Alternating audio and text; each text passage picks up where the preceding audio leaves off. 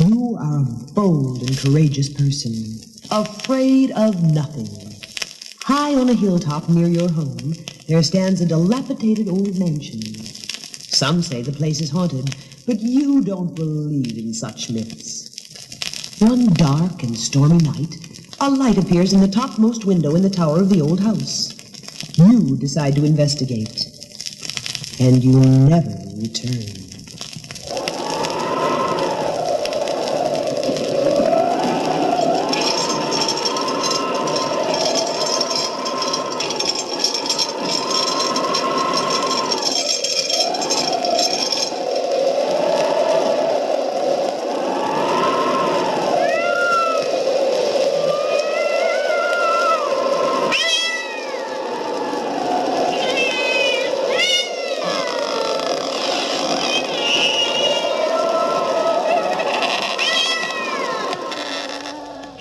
The Raven by Edgar Allan Poe.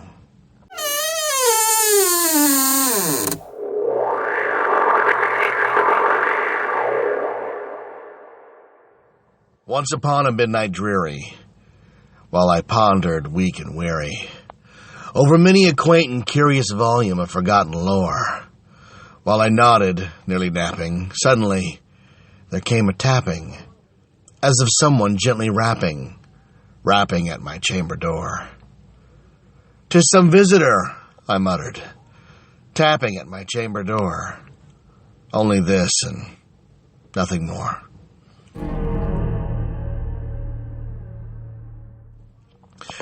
Distinctly I remember, it was in the bleak December, and with each separate dying ember wrought its ghost upon the floor. Eagerly I wished the morrow, vainly I had sought to borrow from my books surcease of sorrow, sorrow for the lost Lenore, for the rare and radiant maiden, whom the angels name Lenore, nameless here forevermore.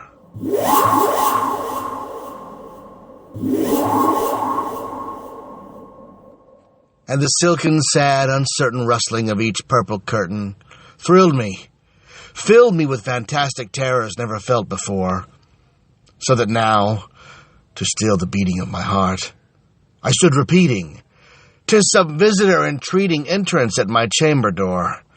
Some late visitor entreating entrance at my chamber door. This it is, and nothing more."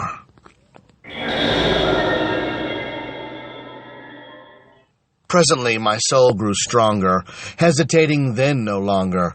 "Sir," said I, "or madam, truly your forgiveness I implore.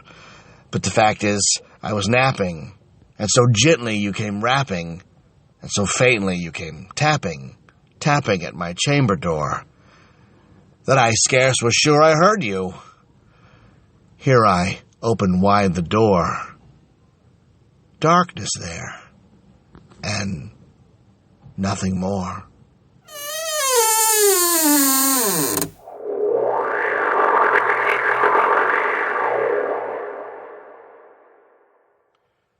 Deep into that darkness peering, long I stood there wondering, fearing, doubting, dreaming dreams no mortal ever dared to dream before.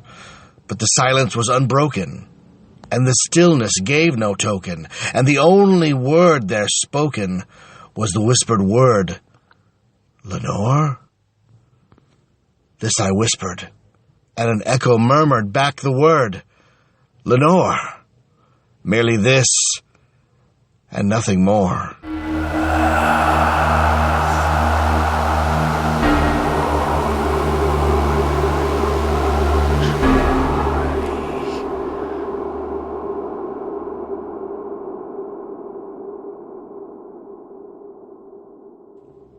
Back into the chamber turning, all my soul within me burning, soon again I heard a tapping somewhat louder than before.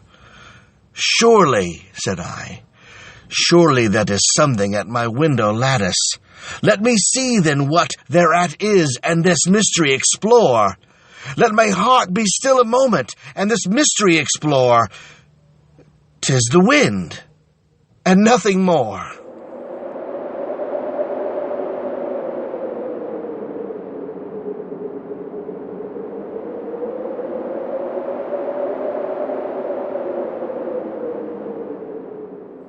Open here I flung the shutter, when with many a flirt and flutter, in there stepped a stately Berg of the saintly days of yore.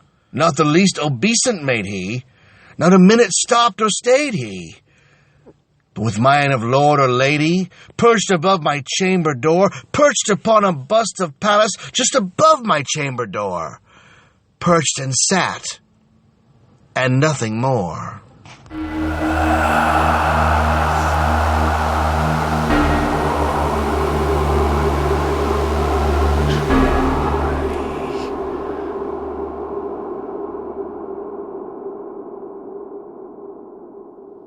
Then this unshaven man beguiling my sad fancy into smiling by the grave and stern decorum of the countenance it wore.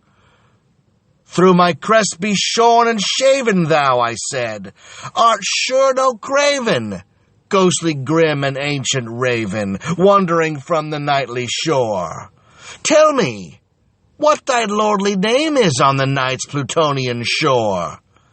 Then the Berg said, Nevermore.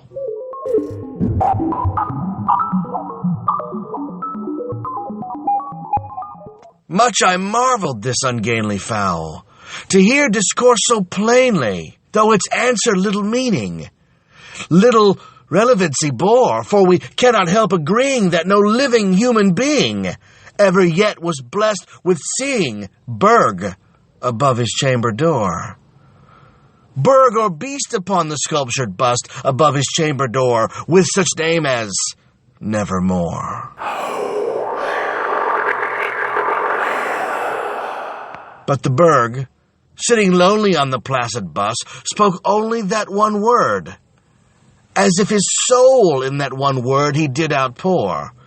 Nothing farther than he uttered, not a feather than he fluttered, till I scarcely more than muttered, Other friends have flown before, on the morrow he will leave me, as my hopes have flown before.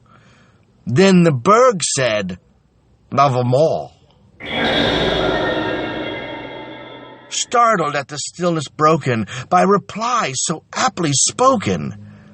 Doubtless, said I, what it utters is its only stock and store, caught from some unhappy master, whom unmerciful disaster followed fast and followed faster, till his songs one burden bore, till the dirges of his hope that melancholy burden bore of never, nevermore.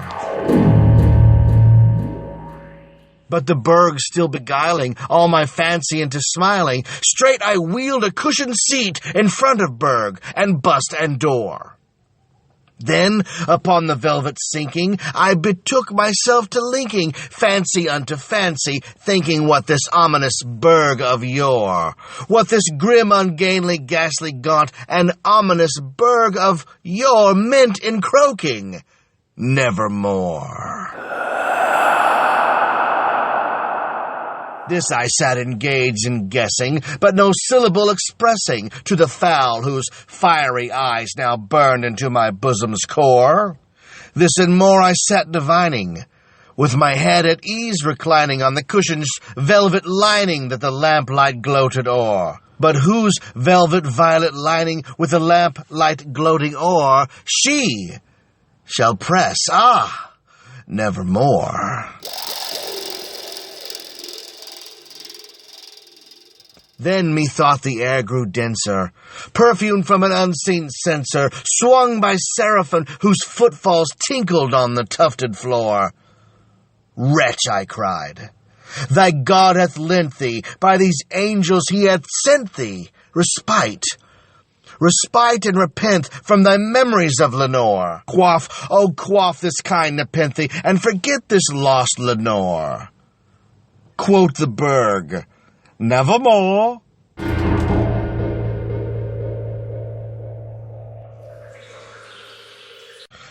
Prophet, said I, thing of evil, prophet still, if Berg or devil, whether tempter sent or whether tempest tossed thee here ashore.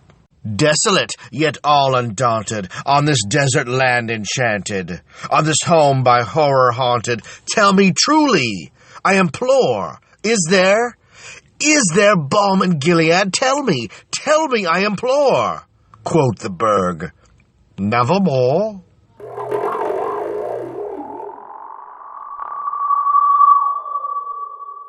Prophet, said I, thing of evil, prophet still, if Berg or devil. Be that heaven that bends above us, by that God we both adore, tell this soul with sorrow laden, if within the distant Aidenn it shall clasp a sainted maiden, whom the angels name Lenore. Clasp a rare and radiant maiden, whom the angels name Lenore.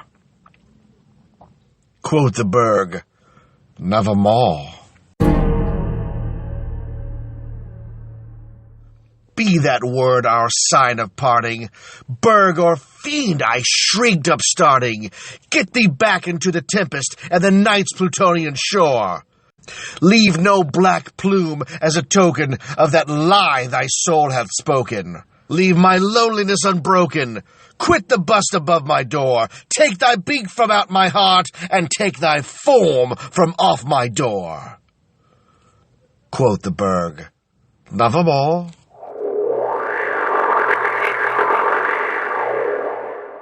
And the Berg, never flitting, still is sitting on the pallid bust of Pallas just above my chamber door. And his eyes have all the seeming of a demon's that is dreaming, and the lamplight over him streaming throws his shadow on the floor. And my soul from out that shadow that lies floating on the floor shall be lifted nevermore.